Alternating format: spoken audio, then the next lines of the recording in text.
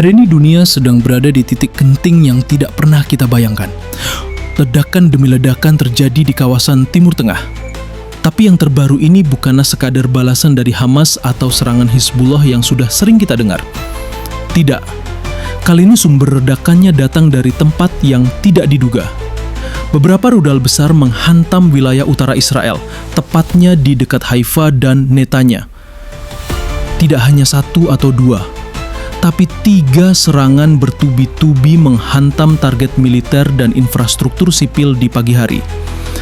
Asap membumbung tinggi, suara sirine meraung-raung, dan rakyat Israel panik berlarian ke tempat pelindungan.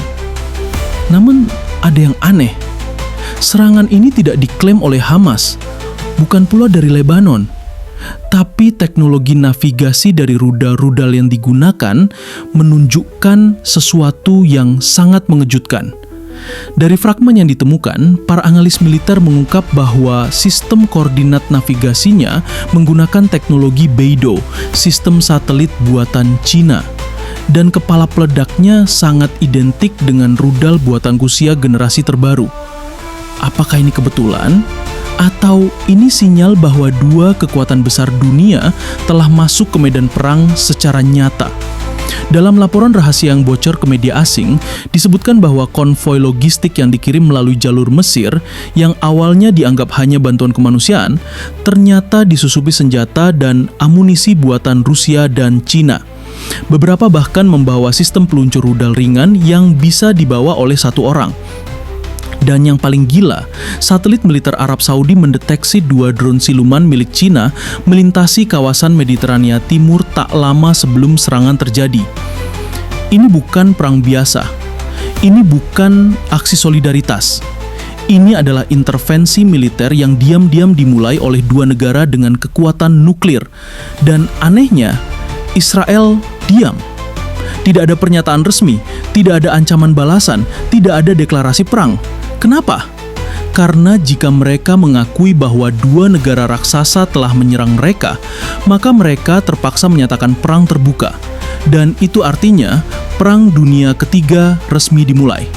Maka pilihan satu-satunya hanyalah bungkam. Di balik panggung, para analis dunia sedang kelabakan. Amerika Serikat mulai mengerahkan kapal induknya ke Laut Tengah, tapi tidak dengan sikap agresif. Mereka hanya melakukan pengawasan jarak jauh. Uni Eropa memilih diam. NATO terpecah. Tak ada satu negara pun yang mau mengakui fakta pahit bahwa saat ini Israel sudah benar-benar diserang oleh 2 kekuatan. Menurut laporan lain yang bersumber dari Rusia sendiri, serangan ini adalah bagian dari operasi bayangan yang sudah dirancang sejak 2 tahun lalu, tepatnya setelah invasi Rusia ke Ukraina. Saat dunia fokus ke Eropa Timur, ternyata ada rencana besar untuk membalikan dominasi Amerika dan sekutunya di Timur Tengah. Dan Palestina menjadi pintu masuknya. Bagi China, ini bukan hanya tentang politik, ini tentang citra dan pengaruh global. Mereka ingin menunjukkan bahwa mereka tidak hanya kuat dalam ekonomi, tapi juga bisa menentukan arah geopolitik dunia. Dan cara terbaik untuk memulainya adalah dengan menekan Israel, sekutu utama Amerika Serikat. Bagi Rusia, ini adalah balas dendam terhadap tekanan Barat, dan Palestina menjadi simbol perlawanan global terhadap dominasi Amerika Serikat. Maka ketika rudal itu menghantam jantung Israel, dan tidak ada satupun negara yang berani mengaku, dunia mulai sadar. Ini bukan sekadar konflik lokal, ini adalah panggung awal perang dunia. Di Gaza, suasananya berubah. Walau kota masih dalam puing-puing, tapi wajah-wajah penuh harapan mulai bermunculan. Seorang anak laki-laki terekam kamera sedang mengangkat bendera Palestina di atas reruntuhan dengan senyum lebar. Di belakangnya puluhan warga meneriakkan takbir sambil menangis. Di wilayah Rafah, beredar video rakyat Palestina menyambut truk bantuan yang di atasnya ada tulisan dalam bahasa Mandarin dan logo palang merah Rusia. Apakah ini pertanda bahwa Palestina akhirnya akan memperoleh kemerdekaan yang selama ini hanya jadi mimpi? Atau justru mereka sedang menjadi pion dalam perang besar antara kekuatan dunia?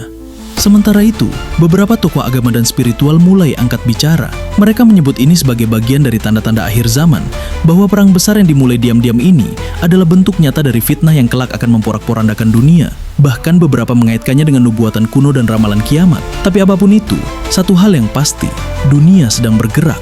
Bukan hanya bergerak dalam arti geografis, tapi juga pergeseran besar kekuasaan, persekutuan dan kebenaran yang selama ini ditutupi oleh propaganda media arus utama. Rakyat dunia kini mulai membuka mata. Pertanyaannya, Apakah kita siap menghadapi kenyataan bahwa dunia yang kita kenal hari ini akan berubah total dalam waktu dekat?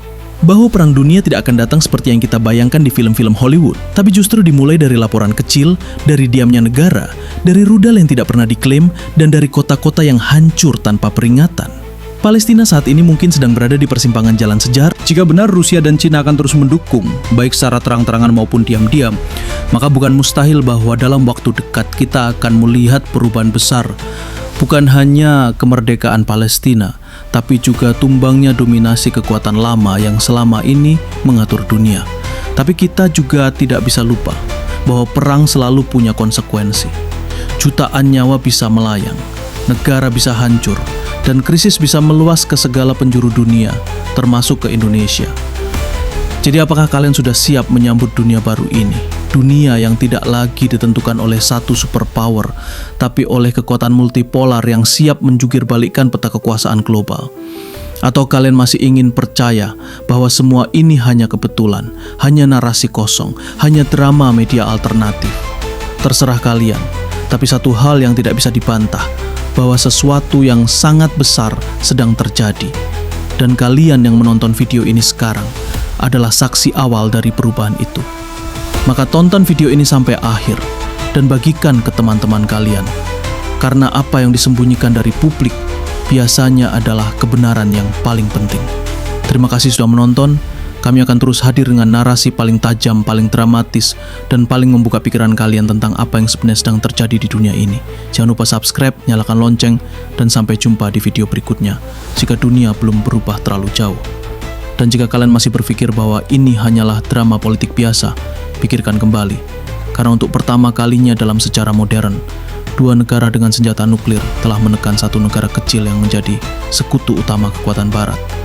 Dan tidak ada satupun media besar yang bersedia menyebutnya dengan nama sebenarnya. Perang terselubung. Tidak ada deklarasi, tidak ada siaran langsung tank bergerak, tidak ada pidato perang di gedung parlemen. Tapi semua gejalanya sudah ada. Rudal meledak, drone melintasi langit, komunikasi elektronik terganggu, satelit militer dialihkan, dan pasokan logistik dialirkan secara diam-diam. Semua elemen perang modern sedang digunakan, tanpa pengakuan. Dan justru dalam diam itulah letak bahaya terbesar, karena serangan yang tidak diklaim tidak bisa dibalas dengan terbuka. Dan inilah strategi psikologis paling canggih yang dilakukan oleh Rusia dan Cina, membuat Israel bingung. Jika mereka menyerang balik secara agresif, dunia akan menuduh mereka memperluas konflik. Tapi jika mereka diam, maka mereka tampak lemah di mata rakyat dan sekutunya. Inilah bentuk teror baru, perang tanpa wajah, tapi dengan luka nyata.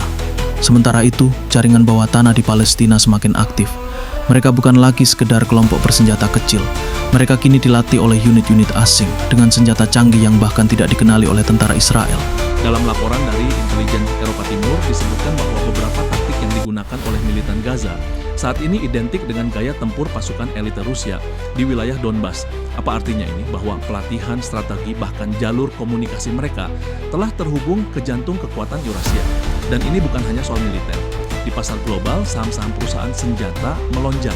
Nilai tukar mata uang dolar mulai fluktuatif. Minyak dan emas naik drastis. Ketika dunia merasa tidak pasti, pasar akan bergerak panik. Dan siapa yang untung dalam kepanikan itu? Negara-negara yang sudah lama menanti perubahan peta kekuasaan global. Rusia dan Cina tidak hanya bermain dalam ranah peluru dan rudal. Mereka sedang menyiapkan dunia untuk bangkit dari dominasi satu kutub menuju multipolaritas penuh. Tapi di balik semua manuver politik dan militer ini, ada wajah-wajah manusia yang menderita. Anak-anak Palestina yang kehilangan orang tua, keluarga yang hidup di bawah puing-puing, rumah-rumah yang hancur menjadi debu, dan justru mereka yang selama ini dianggap sebagai korban tanpa harapan, ini berdiri dengan kepala tegak. Karena untuk pertama kalinya, mereka melihat bahwa kekuatan besar dunia berdiri di sisi mereka. Dan itu bagi mereka adalah harapan yang lebih kuat dari peluru.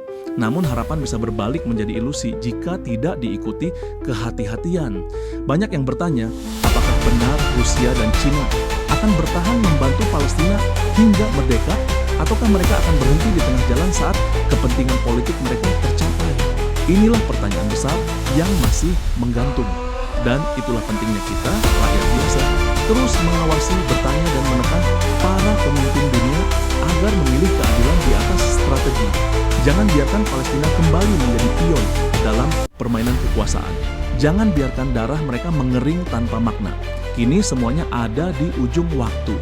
Twins Training hadir bukan untuk menghasut, tapi untuk mengingatkan bahwa di zaman penuh kebohongan, mengatakan kebenaran adalah tindakan revolusioner.